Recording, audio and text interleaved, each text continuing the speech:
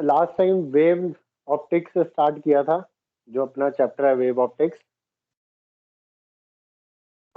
उसमें मैंने आपको बताया था पार्टिकल मॉडल ऑफ लाइट के बारे में, जो न्यूटन ने दिया था 1673 के अराउंड। काफी पुरानी बात है, 1673। तो उस time particle model of light आया था, जिसके अकॉर्डिंगली सोर्स ऑफ लाइट जो है वो लाइट के पार्टिकल्स एमिट करता है, छोटे छोटे कैप्सूल्स एमिट करता है लाइट एनर्जी के। इसलिए उसको कैप्सूल थ्योरी ऑफ लाइट भी कहते हैं, मतलब कॉर्पोसुलर थ्योरी ऑफ लाइट। उसके अकॉर्डिंगली ये जो पार्टिकल्स होते हैं, लाइट के पार्टिकल्स, ये किसी भी सरफेस से जब कोलाइड करते हैं, इलास्टिक कोलिजन करते हैं, तब लाइट रिफ्लेक्ट हो जाती है। ये सब चीजें हमने उस थ्योरी में पढ़ी थी, मैंने आपको लास्ट टाइम लिखवाई भी थी। और इसका एक पॉइंट और था कि speed of light in denser medium is greater than speed of light in rarer medium. वो इस पार्टिकल मॉडल ऑफ लाइट के अकॉर्डिंग था। बट हमें पता है कि बहुत सारी चीजें हैं जो कि पार्टिकल थ्योरी एक्सप्लेन नहीं कर पाई। तो उसी टाइम पर, वही हिस्ट्री की बात कर रहा हूँ, 1673 में पार्टिकल मॉडल काफी फेमस हो गया था, क्योंकि न्यूटन का नाम ही इतना पावरफुल था। न्यूटन बहुत फेमस नेम था उस टाइम का, क्योंकि इसने बड़ी अच्छी इन्वेंशंस कर रखी हैं। तो सबने विश्वास कर लिया, हालांकि थ्योरी में इतना कुछ था नहीं, बट मान लिया सबने।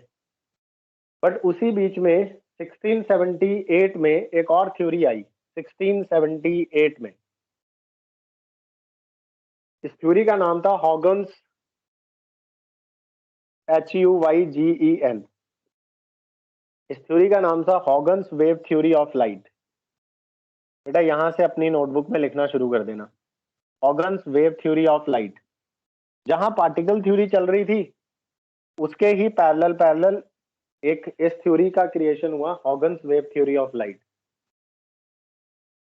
इस पे इतना जल्दी विश्वास नहीं किया, बट क्योंकि इसने काफी सारे फिनोमिनन्स को एक्सप्लेन किया, तो लोगों को मानना ही पड़ा, साइंटिस्ट लोगों को मानना ही पड़ा कि ये थ्योरी सही है, या काफी हद तक काफी चीजें एक्सप्लेन कर रही है। तो अब देखते हैं ये थ्योरी के मेन मेन पॉइंट्स क्या थे। हॉगन्स वेव थ्योरी ऑफ लाइट का पहला पॉइंट ये था कि जो लाइट है that is a mechanical wave. Light is a mechanical wave. बेटा नोट करते रहना साथ साथ में, light is a mechanical wave which requires, अगर वो मैकेनिकल वेव है तो उसे मीडियम की जरूरत है ट्रेवल करने के लिए। हॉगन्स ने भी यही कहा, which requires a material medium, जिसे ट्रेवल करने के लिए मटेरियल मीडियम चाहिए। Which requires a material medium for propagation, which requires a material medium for propagation. मतलब नाम दिया उसने मैकेनिकल वेव। हालांकि हमें पता है ये बात सही नहीं है, क्योंकि आज हम लोग जानते हैं कि लाइट कोई मैकेनिकल वेव तो है नहीं। लाइट तो इलेक्ट्रोमैग्नेटिक वेव है, और लाइट को किसी मीडियम की जरूरत भी नहीं है ट्रैवल करने के लिए, वैक्यूम में भी ट्रैवल कर सकती है। लेकिन हम लोग बात काफी पुरानी कर रहे हैं, हॉगन्स वेव थ्योरी की, 1678 में। तब उसने कहा कि लाइट मैकेनिकल वेव है और इसे मटेरियल मीडियम तो चाहिए ट्रैवल करने के लिए। तो लोगों ने सवाल किया कि अगर ये हमारा सन है और ये हमारी अर्थ है, तो सन और अर्थ के बीच में इतना ज्यादा स्पेस है, तो सन से अर्थ तक लाइट पहुंच जाती है। सन से अर्थ तक लाइट पहुंचती है, ये सबको पता था। पर बीच में जो स्पेस है वो most of the space is empty, मतलब वैक्यूम है, बीच में तो कोई मीडियम है नहीं। तो लोगों ने सवाल किया कि ऐसा कैसे पॉसिबल है, जब मीडियम ही नहीं है और आप कह रहे हैं कि लाइट मैकेनिकल वेव है और मीडियम तो है नहीं, तो सन से अर्थ तक लाइट कैसे पहुंचती है। तो इसका जवाब दिया हॉगन्स ने। उसने कहा कि हम लोग जो सोचते हैं कि सन और अर्थ के बीच में कोई मीडियम नहीं है, ये बात गलत है। उसने कहा कि सन से लेकर अर्थ के बीच में पूरा एक मीडियम है। उसने कहा हर जगह एक मीडियम प्रेजेंट है, everywhere a medium is present. Huygens के अकॉर्डिंगली कह रहा हूं। उसने कहा everywhere a medium is present, जहां कुछ नहीं है वहां एक मीडियम है। Everywhere a medium is present called ether medium.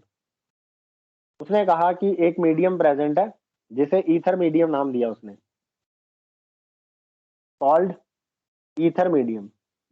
और उसने कहा क्योंकि यहाँ पर ईथर मीडियम प्रेजेंट है इसलिए सन से लेके अर्थ तक लाइट पहुंच जाती है, क्योंकि बीच में मीडियम प्रेजेंट है और लाइट एक मैकेनिकल वेव है और वो इसी मीडियम से ट्रेवल करती करती सन से अर्थ तक पहुंच जाती है। तो उसने इस चीज की explanation the.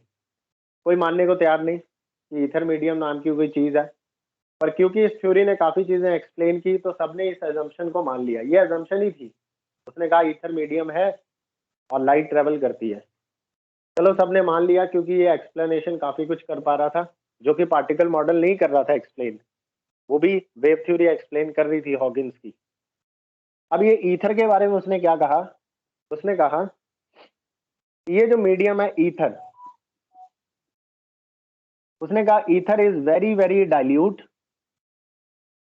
Ether is very very dilute. Dilute मतलब बच्चे लो डेंसिटी। उसने कहा कि ether is very very dilute यानी लो डेंसिटी का मीडियम है,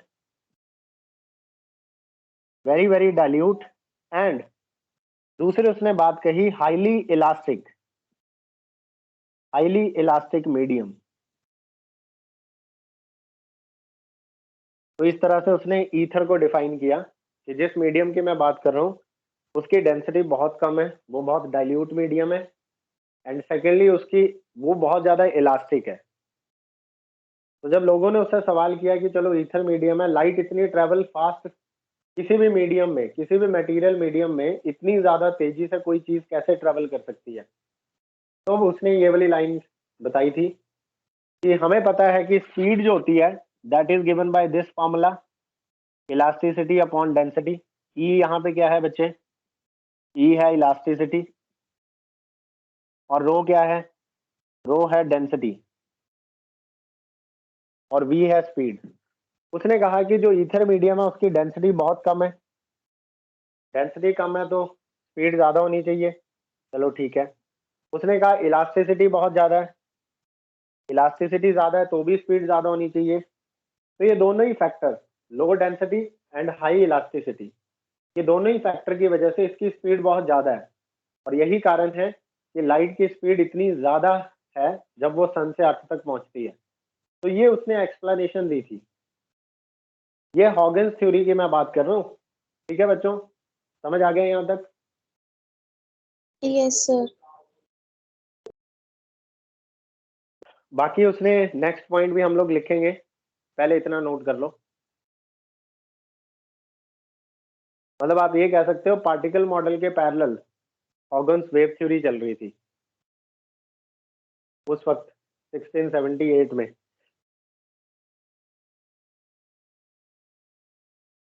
ये नोट कर लिया होगा आपने। इसके बाद फोर्थ पॉइंट लिखो, हॉकिंस वेव थ्योरी ने काफी कुछ एक्सप्लेन भी किया, काफी सारे फिनोमिनन्स, उनमें से 2 फिनोमिनन्स तो हमारे कोर्स में भी हैं, हमने पढ़ने भी हैं। तो अगला लिखो next point, it explain, it can explain. Huygens wave theory क्या क्या एक्सप्लेन कर सकती है? It can explain reflection of light यानी reflection, it can explain refraction, refraction phenomenon को भी एक्सप्लेन कर सकती है। इट कैन एक्सप्लेन इंटरफेरेंस, ये सारे फिनोमिनन्स आप पढ़ोगे। It can explain diffraction of light, जैसे रिफ्लेक्शन होता है रिफ्रैक्शन होता है वैसे और भी फिनोमिनन्स होते हैं। And also explained that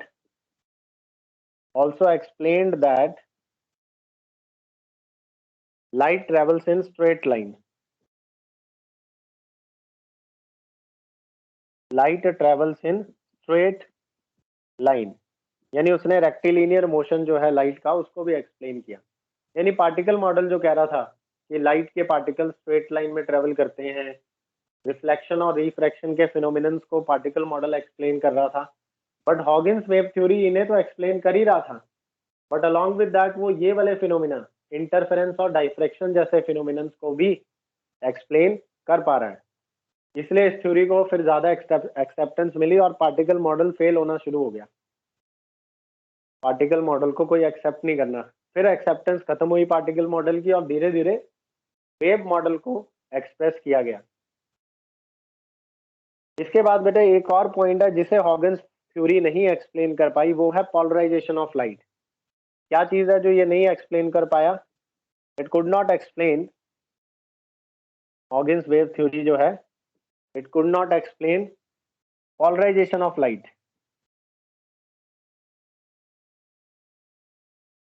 light की जो पोलराइजेशन फिनोमेना है उसको एक्सप्लेन नहीं कर पाया।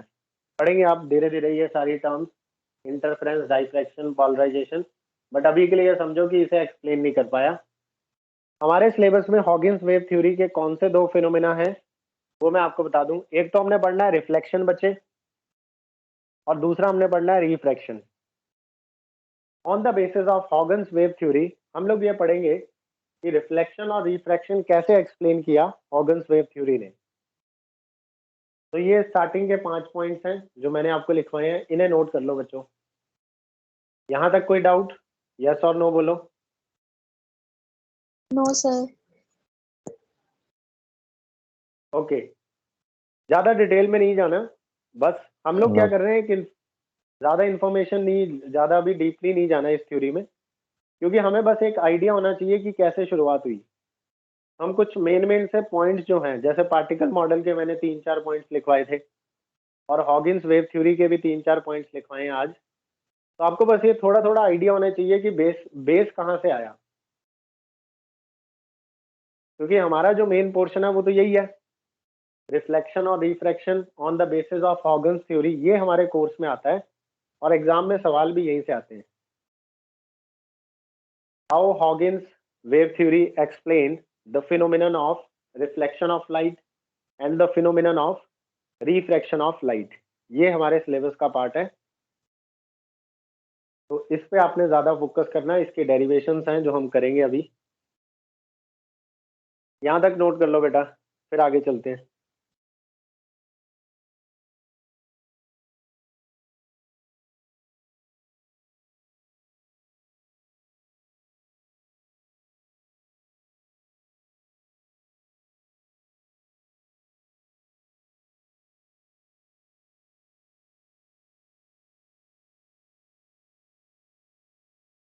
हो गया सबका यहाँ तक? रब कर दूं?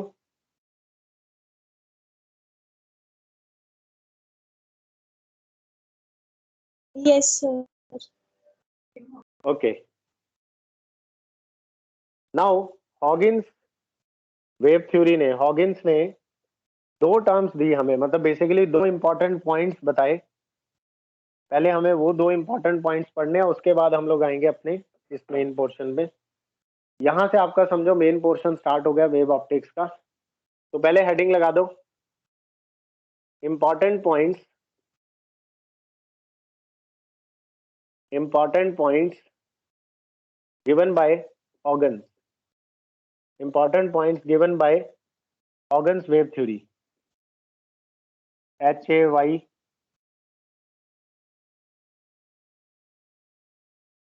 Wave theory. तो देखते हैं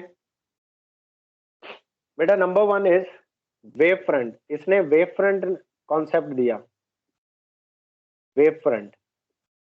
अब देखते हैं ये क्या चीज है। वेव फ्रंट का कॉन्सेप्ट दिया, इसको लिखो वेव फ्रंट के बारे में।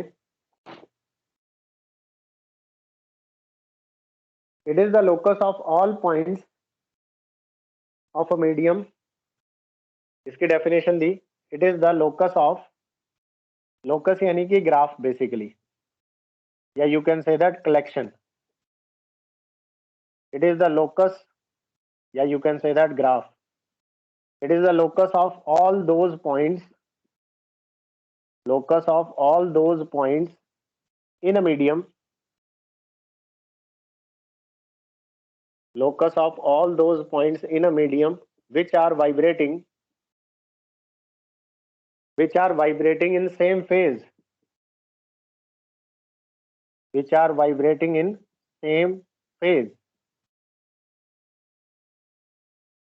सेम फेज को अंडरलाइन कर लेना।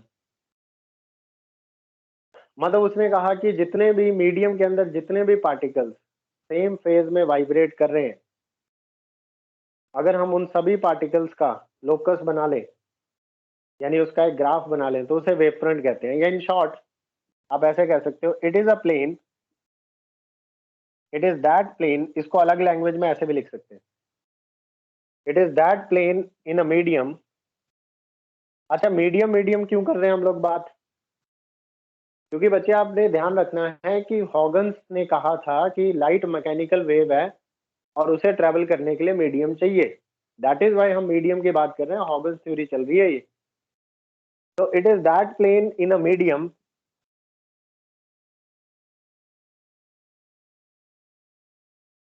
in which all the particles are vibrating in which all the particles are vibrating in same phase। थोड़ी इजी लैंग्वेज में ऐसे लिख सकते हैं इसको, are vibrating in same phase. यानी आप एक प्लेन इमेजिन करो मीडियम के अंदर, जिस प्लेन में जितने भी पार्टिकल्स आते हैं मीडियम के, they are vibrating in the same phase. Vibrate तो कर ही रहे होंगे, बिकॉज हमें पता है जब कोई मीडियम का पार्टिकल वाइब्रेट करता है तो वेव क्रिएट होती है। यही हमने आज तक पढ़ा भी है, 11th क्लास में भी यही पढ़ा मैकेनिकल वेव्स के टॉपिक में, कि जब कोई मीडियम पार्टिकल वाइब्रेट करता है तो वो एक वेव क्रिएट करता है। मैंने आपको पहले भी बताया था, जैसे आप एक चादर लें, बेडशीट लें, उसको जोर से झटका मारे, तो क्योंकि आप उस मीडियम के, जो बेडशीट का मीडियम है, उसमें जो पार्टिकल्स है उसको आप वाइब्रेट कर रहे हो, तो उसमें एक वेव क्रिएट होगी।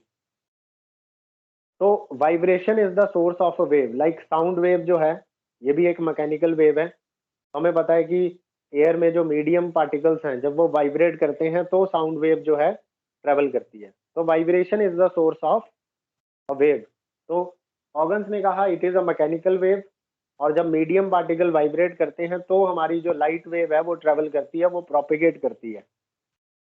अब उसने एक टर्म डिफाइन की, वेव फ्रंट। उसने कहा कि मीडियम के अंदर सभी पार्टिकल्स एक जैसे तो वाइब्रेट नहीं कर रहे, कोई पार्टिकल अलग फेज से वाइब्रेट कर रहा है और कोई दूसरा पार्टिकल किसी और फेज से। लेकिन वो सभी पार्टिकल्स जो एक ही फेज में वाइब्रेट करते हैं, अगर हम लोग उन सभी पार्टिकल्स को कलेक्ट कर लें तो उनकी कलेक्शन से जो लोकस बनेगा या जो प्लेन बनेगा, उस प्लेन को वेव फ्रंट बोलेंगे। क्या बच्चों आपको मेरी बात समझ आ रही है? यस और no? It is very important term, इसे समझना जरूरी है बच्चों, वेव फ्रंट को। बताओ सभी।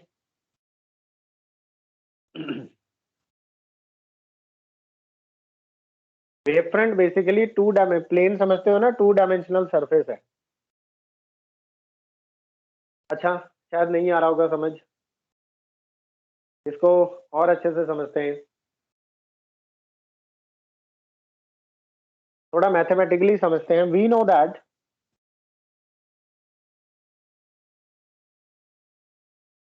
That equation of a mechanical wave,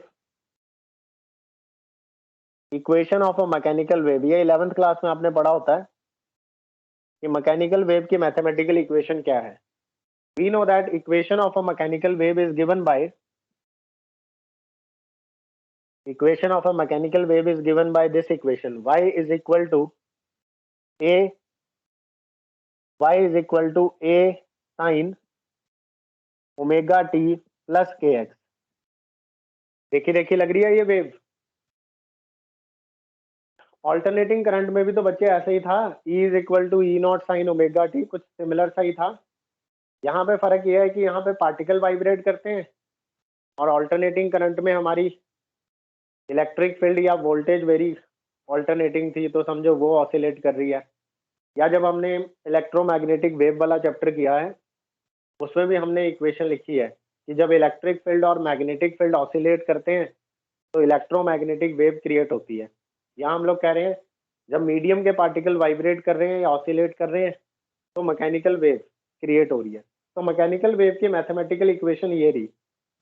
इस इक्वेशन में टर्म्स आपको, एक्स क्या है बच्चे? एक्स है डिस्प्लेसमेंट ऑफ वेव। एक्स जो है बच्चे, that is displacement of wave. ये वेव का डिस्प्लेसमेंट है जिस एक्स के बारे में बात कर रहे हैं। ये आपको मैंने पहले ही बताया, इट इज वेव नंबर। ये आपको प्रोपेगेशन बताता है कि वेव किस डायरेक्शन में प्रोपेगेट कर रही है। तो एक्स डायरेक्शन में हमारी वेव आगे चल रही है, तो एक्स डायरेक्शन में ही वो कुछ डिस्प्लेसमेंट कर रही है। टी क्या है? T you know that instant of time. Instant of time, जिस टाइम पर आप वेव का डिस्प्लेसमेंट चेक कर रहे हैं वो है ये टाइम टी। मान लो 5 सेकंड के बाद आपने देखा वेव कितना डिस्प्लेसमेंट कर चुकी है, तो आफ्टर 5 सेकंड वेव डिस्प्लेसमेंट हो चुकी है एक्स। एंड बच्चे, what is this A? This is amplitude. Amplitude यानी मैक्सिमम डिस्प्लेसमेंट। एम्पलीट्यूड यानी मैक्सिमम डिस्प्लेसमेंट। ये डिस्प्लेसमेंट किसका है? ये वेव का डिस्प्लेसमेंट नहीं है, it is maximum displacement of particle. ये पार्टिकल का डिस्प्लेसमेंट है। मैक्सिमम डिस्प्लेसमेंट ऑफ पार्टिकल कहाँ से? From the mean position.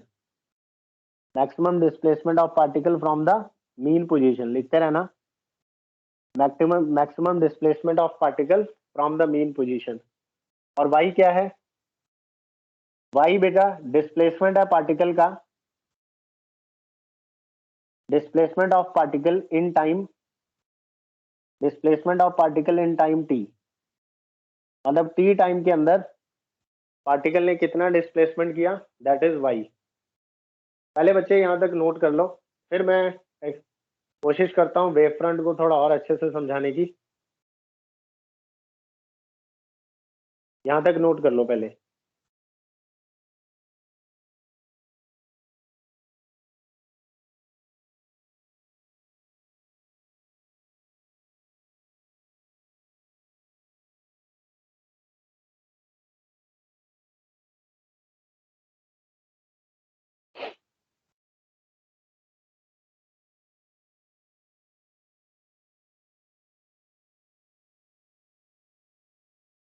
हाँ जी बच्चों, हो गया?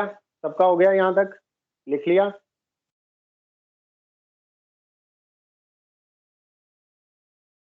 Yes, sir. ओके, शाबाश। तो नाउ देखते हैं, इसको थोड़ा और एक्सप्लेन करते हैं। ये जो मैंने इक्वेशन लिखी है पहले तो इसे समझो कि मैंने एक मैकेनिकल वेव को मैथमेटिकल फॉर्म दी। मैथमेटिकली किसी वेव को ऐसे लिखा जाता है जैसे लिखा हुआ है नीचे, y is equal to A sine omega t plus k x.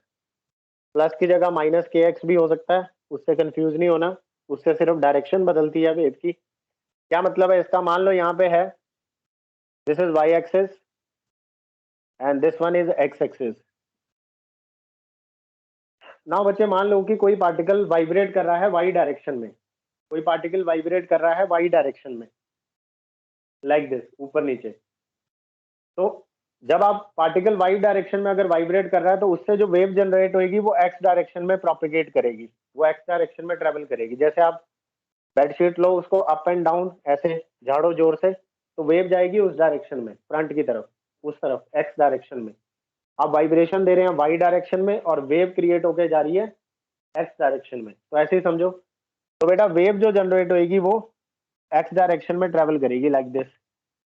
अब देखो वेव किस डायरेक्शन में जा रही है आगे? Wave is travelling in x direction, x की तरफ जा रही है, यानी वेव का डिस्प्लेसमेंट मेजर किया जाएगा एक्स में। मान लो किसी पर्टिकुलर टाइम पर, मान लो टाइम t1 पर, यहां पर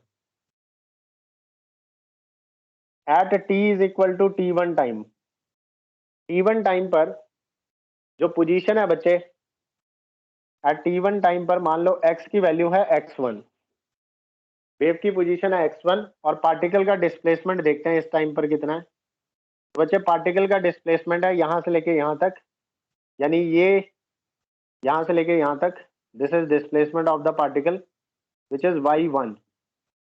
तो बेटा यहाँ देखो y1 क्या है, यहां से लेके जीरो से लेके मीन पोजीशन से लेके पार्टिकल का डिस्प्लेसमेंट हो रहा है इतना, 0 टू y1, ये हो गया displacement of the particle y1। Time t1 की बात कर रहा हूँ और तब पार्टिकल की पोजीशन है x is equal to x1। Wave कितना ट्रेवल कर चुकी है? वेव x डिस्टेंस आगे जा चुकी है और a है मैक्सिमम डिस्प्लेसमेंट। मैक्सिमम डिस्प्लेसमेंट होगा बच्चे ये, इसको कहते हैं maximum displacement, that is amplitude a।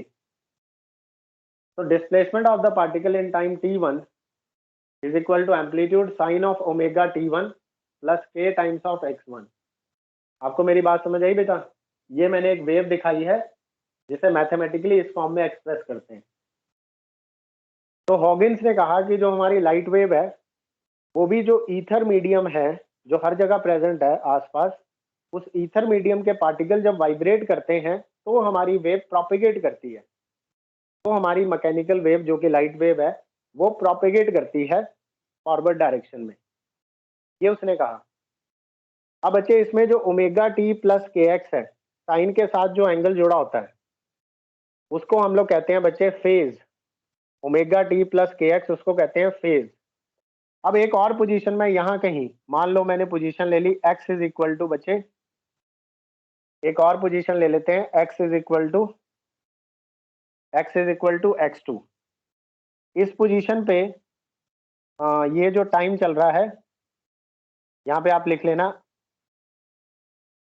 Eight time t is equal to t2, x की वैल्यू है x2 के इक्वल। और यहाँ पर जब मैंने डिस्प्लेसमेंट चेक किया तो मान लो यहाँ पर जो डिस्प्लेसमेंट है दैट इज y2 पार्टिकल का। ऐसे ही आपको पता है अलग अलग पोजीशंस पर अलग अलग टाइम पर हमारे पार्टिकल का जो डिस्प्लेसमेंट है वो अलग अलग आएगा। लाइक इस टाइम पर कुछ और डिस्प्लेसमेंट है, मान लो ये है at t is equal to t3। इस टाइम पर जो हमारा x है उसकी वैल्यू मान लो x3 है, और जो हमारे पार्टिकल का डिस्प्लेसमेंट है यहाँ से लेके यहाँ तक मान लो ये y3 है। तो लगातार पार्टिकल की पोजीशन, पार्टिकल का डिस्प्लेसमेंट कम ज़्यादा हो रहा है, जीरो उससे ज़्यादा और ज़्यादा, मैक्सिमम कम हुआ कम हुआ कम हुआ जीरो, फिर दूसरी तरफ बड़ा बड़ा इंक्रीज हुआ मैक्सिमम नेगेटिव साइड पे, फिर कम हुआ फिर जीरो, फिर इंक्रीज हुआ, लाइक दिस।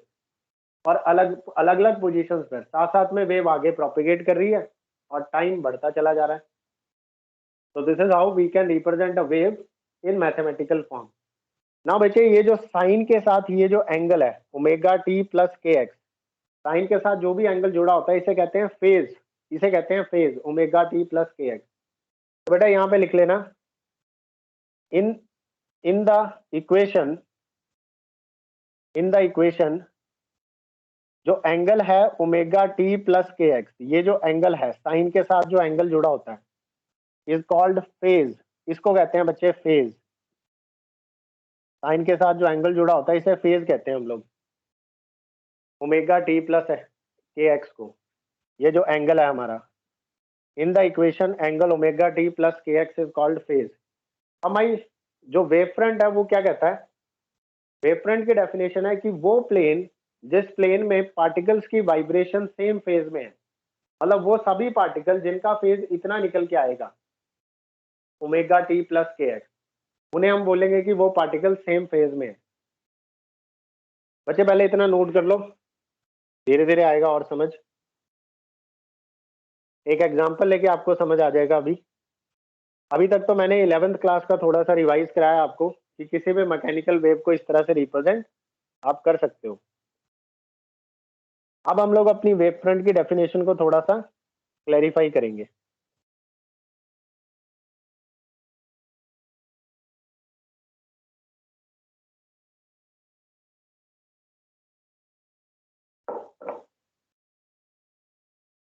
तो consider a point source of light, consider a point source of light. हम लोग एक छोटा सा पॉइंट सोर्स ऑफ लाइट मान के चलते हैं। तो मान लो कि हमारा ये रहा सोर्स ऑफ लाइट।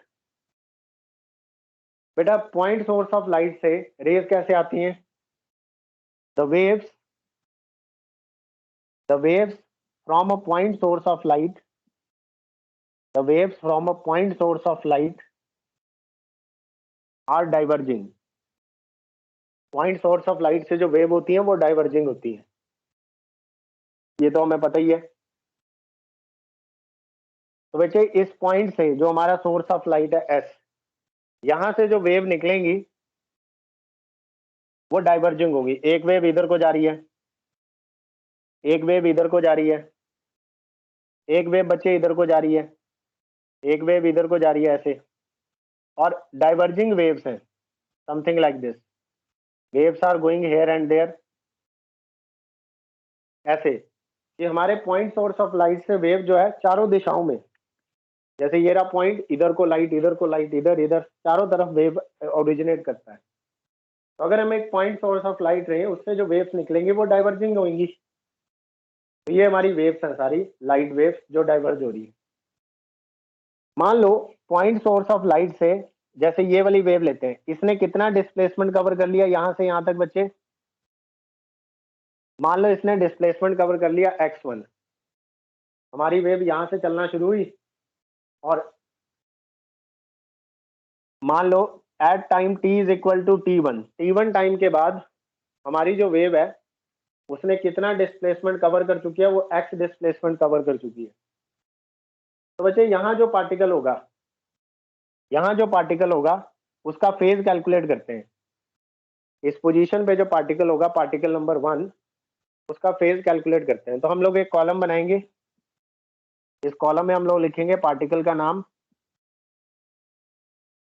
और साथ में सेकंड कॉलम में लिखेंगे उसका फेज कितना है। तो बच्चे अगर टाइम t1 है और डिस्प्लेसमेंट कवर कर चुकी है वेव x1, तो पार्टिकल का फेज होता है omega t plus k x. तो बेटा पार्टिकल का नाम है 1 और वो फेज कवर कर चुका है ओमेगा t1 प्लस के इंटू x1, क्योंकि टाइम t1 के बाद हमारी वेव x1 डिस्प्लेसमेंट कवर कर चुकी है। तो जो यहाँ पार्टिकल 1 है उसका फेज हो गया ओमेगा t1 प्लस के x1।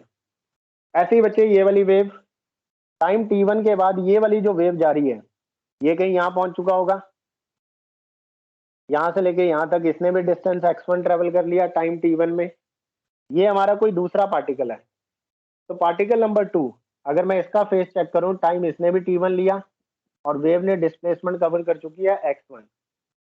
ऐसे ही बच्चे आई कैन कंसीडर अनदर, मान लो ये वाली वेव और टाइम t1 पे यहाँ एक पार्टिकल है 3 और वेव यहाँ से लेके यहाँ तक डिस्प्लेसमेंट कवर कर चुकी है x1 और टाइम उसने भी t1 लिया है। तो बच्चे पार्टिकल 3 का फेज भी कितना है? ओमेगा t1 प्लस के x1। सबके फेज सेम है।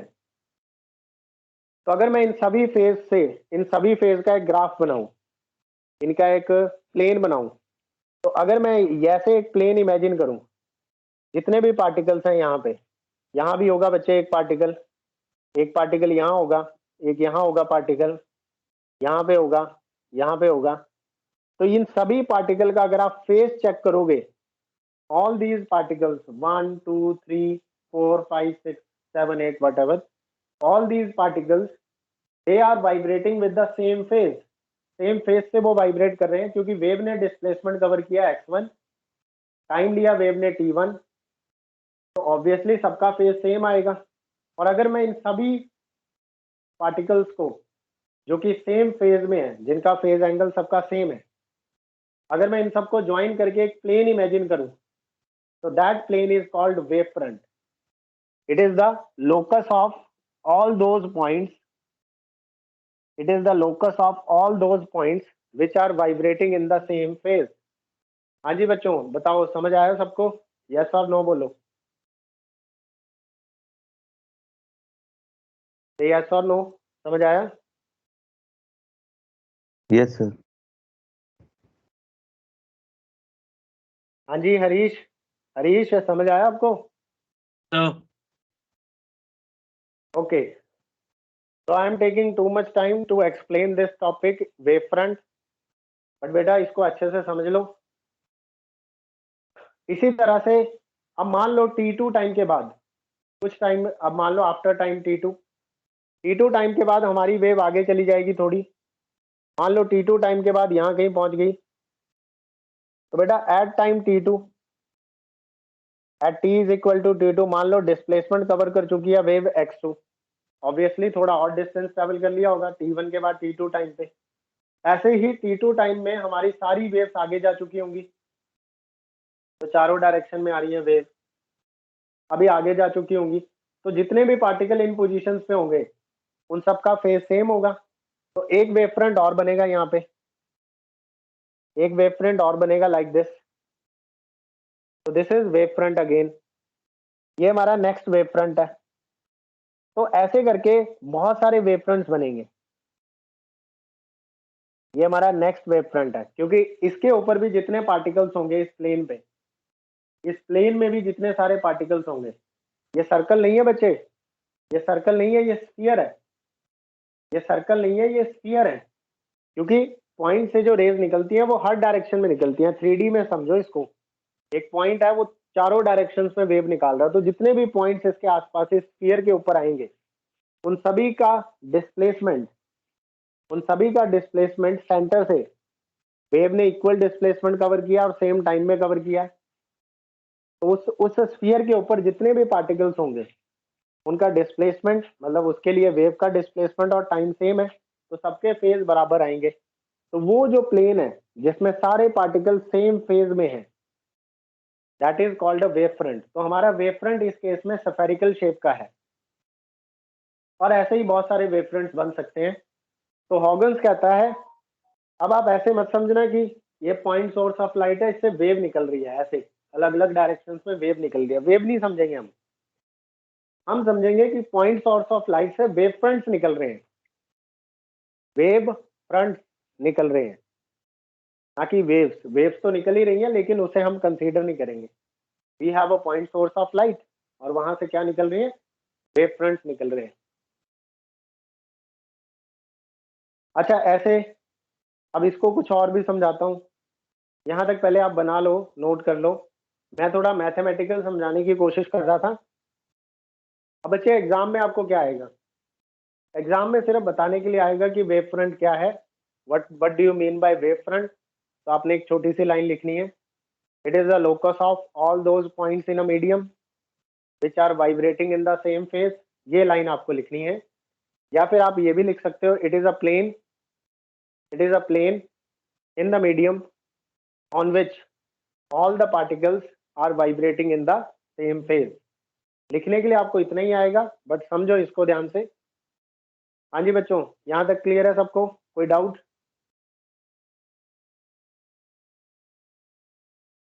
No sir. शाबाश, ओके।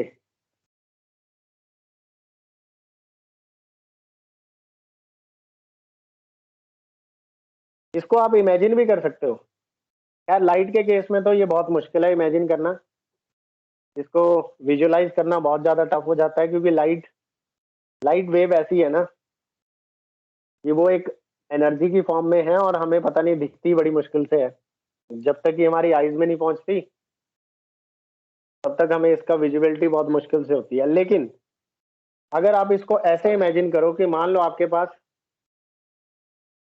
पानी है, पानी, मान लो आपके पास वाटर है। कंपेयर करते हैं, ये हमारे पास वाटर है बच्चे, दिस इज वाटर। और दूसरी तरफ आप मान लो, दूसरी तरफ आप मान लो कि हमारे पास ईथर मीडियम है, जैसा कि हुगन्स प्रिंसिपल कह रहा है। मैंने यहाँ पे ले लिया वाटर मीडियम, ठीक है, ये वाटर मीडियम है। दूसरी तरफ हम लोग ईथर का मीडियम ले लेते हैं। मान लो ये जो मीडियम के है यहाँ पे, दिस इज ईथर मीडियम, जैसा कि हॉगिन्स प्रिंसिपल कह रहा है, ठीक है। वाटर मीडियम में वाटर वेव ट्रेवल करेगी, ईथर मीडियम में लाइट वेव ट्रेवल करेगी अकॉर्डिंग टू हॉगिन्स प्रिंसिपल। मान लो कि आपने एक पत्थर लिया, स्टोन, और आपने उसे यहाँ पे गिर दिया, बीच में यहाँ ड्रॉप कर दिया। तो क्या होगा, जिस पॉइंट पर जाकर ये गिरेगा वहां से आप देखना, प्रैक्टिकली भी देखना, यहाँ पर आपको ऐसे लगेगा जैसे कुछ सर्कल्स बाहर निकल रहे हैं। ऐसा कभी देखा आपने? ये तो ऑब्जर्व किया होगा सबने। रुके हुए पानी में पत्थर डाल दो, क्या निकलेंगे? ऐसे सर्कल्स निकलेंगे बाहर को, moving in the forward Yes, direction, sir. बाहर की तरफ। बस बच्चे, यहां से आप इमेजिन कर सकते हो ईथर मीडियम में ऐसा ही हो रहा है। यहाँ पर हमने डिस्टर्बेंस क्रिएट की स्टोन की हेल्प से, एक मैकेनिकल एनर्जी, मतलब यहाँ पर हम लोग मैकेनिकल एनर्जी दे रहे हैं, मैकेनिकल एनर्जी से डिस्टर्बेंस क्रिएट करवा रहे हैं पानी के अंदर। और होगन्स प्रिंसिपल कहता है कि ईथर मीडियम के अंदर जब आप डिस्टर्बेंस क्रिएट करवाओगे लाइट एनर्जी की हेल्प से, मान लो आप लाइट एनर्जी है, यहाँ पे कोई सोर्स है लाइट का, वहां से लाइट एनर्जी आ रही है, और जब वो लाइट एनर्जी ईथर मीडियम में आएगी तो ठीक वो वैसे ही ट्रेवल करेगी जैसे कि वाटर में वाटर वेव्स ट्रेवल करती हैं, तो दीज आर वेव फ्रंट्स, ये वेव फ्रंट्स हैं। बस फर्क इतना है कि ये लाइट के वेव फ्रंट्स है, इसे देखना मुश्किल है, इसे विजुलाइज करना पड़ेगा, लेकिन कंपैरिजन से आप समझ पाएंगे कि जैसे वाटर में जब आप कोई पत्थर गिरते हैं तो इस तरह के वेव फ्रंट्स बनते हैं, सर्कुलर वेव फ्रंट्स। एक्चुअल में सर्कुलर नहीं होते, स्फेरिकल होते हैं। वाटर का हमें सिर्फ ऊपर वाला सरफेस दिखता है, इसलिए हमें सर्कल नजर आते हैं, लेकिन ईथर मीडियम तो पूरे स्पेस में फैला हुआ है, 3 डायमेंशनल है। तो लाइट से जो निकलने वाले वेव फ्रंट्स हैं वो स्फेरिकल नेचर के हैं, तो दीज आर वेव फ्रंट्स। अब आप लाइट को ऐसे ही मानोगे, वेव थ्योरी के अकॉर्डिंगली लाइट वेव फ्रंट्स की फॉर्म में आगे जा रही है, rather than considering it like this. ऐसे ऐसे वेव बनाने से अच्छा है, ऐसे ऐसे बनाने से अच्छा है हम लोग क्या बनाएं, खाली उसके वेव फ्रंट्स बनाएं। ठीक है बच्चे, क्लियर है सबको, यस और no?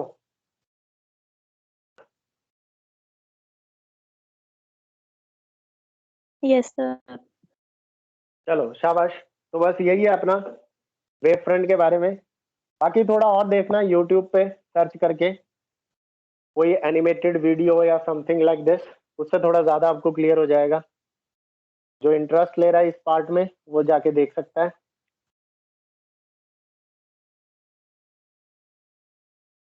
Yes sir.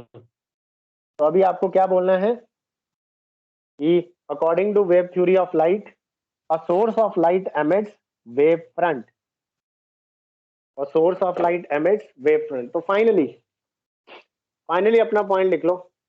According to according to according to Huygens wave theory, according to Huygens wave theory, a source of light emits wave fronts. Source of light emits wave fronts. Wave नहीं कहना, wave तो चलो वो निकाल ही रहा है, but theory कहती है कि वेव फ्रंट्स निकलते हैं, और उसने उसी को एक्सप्लेन किया। यही अपना फर्स्ट पॉइंट था, इंपॉर्टेंट पॉइंट जो मैं कह रहा हूँ हॉगिन्स वेव थ्योरी का, वो ये है कि according to wave theory a source of light emits wave front. और वेव फ्रंट क्या है मैं लिखवा चुका हूँ। वेव फ्रंट वो प्लेन है जिस प्लेन में सारे मीडियम के पार्टिकल सेम फेज में ऑसिलेट करते हैं। फेज क्या होता है, अगर आप इक्वेशन लिखेंगे वेव की, उसमें साइन के साथ जो एंगल है उसे हम फेज कहते हैं, बस ये याद रखो। सेकेंड पॉइंट इज बच्चे हॉगिन्स वेव थ्योरी का second point is the propagation of wave. उसने कहा द प्रोपेगेशन ऑफ वेव, अगर आप इमेजिन करो लाइट रे, the propagation of wave is perpendicular to wave front. Propagation of wave is perpendicular to wave front always. यानी कि wave जिस direction में प्रोपेगेट करती है उसके परपेंडिकुलर होता है वेव फ्रंट। आओ देखते हैं कैसे। एग्जांपल के लिए बच्चे आप एक पॉइंट सोर्स ऑफ लाइट ले लो और वहां से देखो लाइट कैसे निकलती है। तो बेटा हमें पता है लाइट रेज मतलब वेव मत दिखाओ, क्योंकि वेव दिखाओगे तो थोड़ा मुश्किल हो जाती है। ऐसे निकलती है ना light rays, diverging light rays हम कहते हैं इस डायरेक्शन में प्रोपेगेट कर रही है, लाइक दिस। एक पॉइंट सोर्स ऑफ लाइट से चारों डायरेक्शंस में लाइट डाइवर्ज होकर निकलती है। अगर मैं वेव फ्रंट्स बनाऊं तो वेव फ्रंट्स बनेंगे बेटा ऐसे, स्फेरिकल वेव फ्रंट्स बनेंगे लाइक दिस।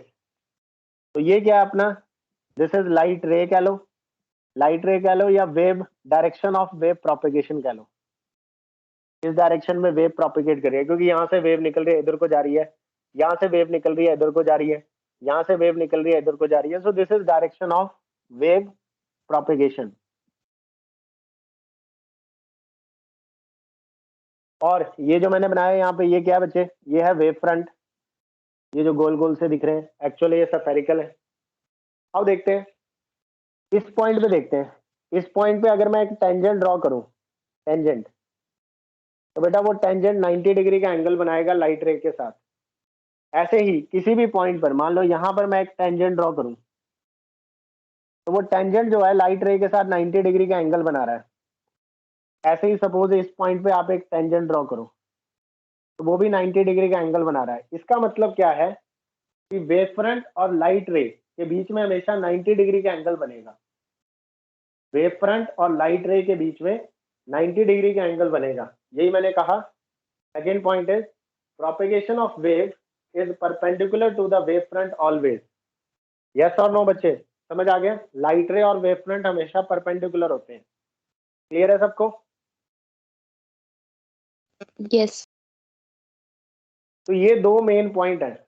एक तो आपको वेव फ्रंट का मतलब कि लाइट सोर्स हमेशा वेव फ्रंट एमिट्स करेगा according to Huygens wave theory, and second one is कि लाइट रे जो प्रोपेगेट करेगी वो वेव फ्रंट की फॉर्म में प्रोपेगेट करेगी, और जो प्रोपेगेशन है लाइट की वो हमेशा वेव फ्रंट के परपेंडिकुलर आएगी। इन शॉर्ट बोलें कि जो आप लाइट रेज बनाते हो, लाइट रेज और wave front they are always perpendicular to each other.